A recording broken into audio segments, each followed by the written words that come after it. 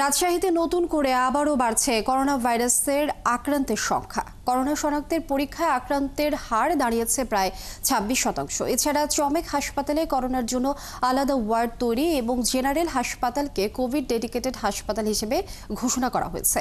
এদিকে মানিকগঞ্জে জেলা স্বাস্থ্য বিভাগে করোনা পরীক্ষার কিট না আসায় হাসপাতাল ও মেডিকেল কলেজে এখনও করোনা পরীক্ষা শুরু হয়নি। সহকর্মীদের দেয়া তথ্য ছবিতে প্রতিবেদন। রাজশাহীতে গত ১৯ দিনে ১৯৮ জন রোগীর করোনা ভাইরাসের নমুনা পরীক্ষা হয়েছে। এর মধ্যে করোনা পজিটিভ হয়েছেন ৫১ জন। আক্রান্তের হার দাঁড়িয়েছে প্রায় ২৬%।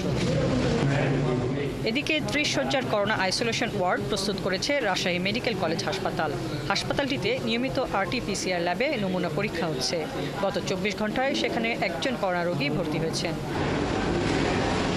তবে এখনও আতঙ্কিত হবার মতো পরিস্থিতি তৈরি হয়নি জানিয়ে সবাইকে স্বাস্থ্যবিধি মেনে চলার পরামর্শ দিয়েছেন চিকিৎসকরা। বরং আমরা স্বাস্থ্যবিধি মেনে চলি।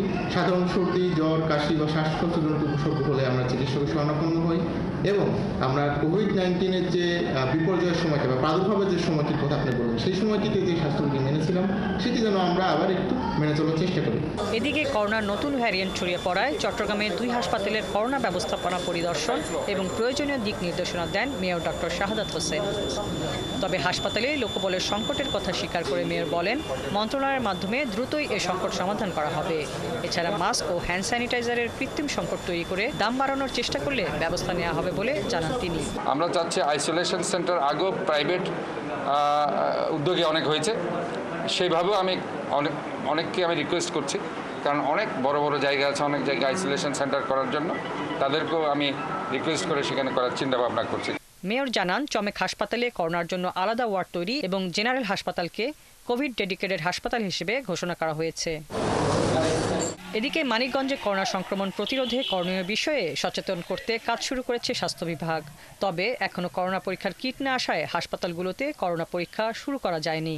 স্থানীয়ভাবে যেটা নির্দেশনা এবং সবাইকে আমরা আতঙ্কিত না হওয়ার জন্য আমরা আশ্বস্ত করছি, কারণ আমরা কোভিড একবার মোকাবেলা করেছি এবং আমরা ইনশাল্লাহ একইভাবে এই কোভিডও আমরা মোকাবেলা করতে সক্ষম হব। সিভিল সার্জন জানিয়েছেন, কিটের চাহিদা জানানো হয়েছে। এছাড়া করোনা পরীক্ষা চালু করার ব্যবস্থা নেওয়া হয়েছে। হাসিবা আলী বর্ণা, ৭১।